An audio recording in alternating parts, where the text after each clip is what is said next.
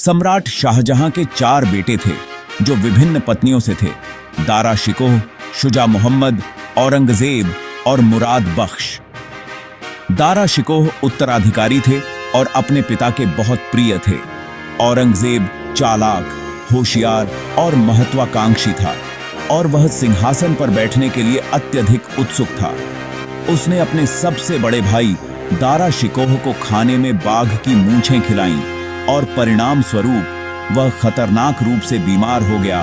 तंत्र मंत्र, तावीज और सभी प्रकार के जादू टोने की कोशिश की गई, लेकिन कोई असर नहीं हुआ।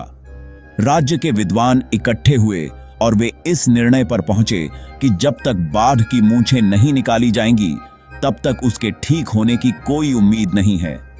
उनका मानना था कि यदि 2 औंस हरितकी, जिसे आयुर्वेद में अरालू कहा जाता है, और 1 माशा लौंग दी जाए तो उसकी सेहत ठीक हो सकती है। सम्राट ने इन औषधियों को खोजने के लिए हर जगह प्रयास किया, लेकिन कहीं नहीं मिली। तब उनके एक मंत्री ने, जिन्होंने गुरु हर राय साहिब जी की प्रसिद्धि सुनी थी, यह जानकारी दी कि यह औषधियां गुरु जी के गोदाम में उपलब्ध हैं। इस आशा के साथ सम्राट ने गुरु को एक पत्र भेजा।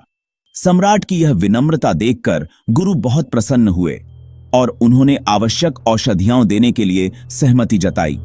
देखो, गुरु ने कहा, एक हाथ से आदमी फूल तोड़ता है और दूसरे हाथ से उन्हें अर्पित करता है, लेकिन दोनों हाथों में फूलों की खुशबू समान रूप से फैलती है।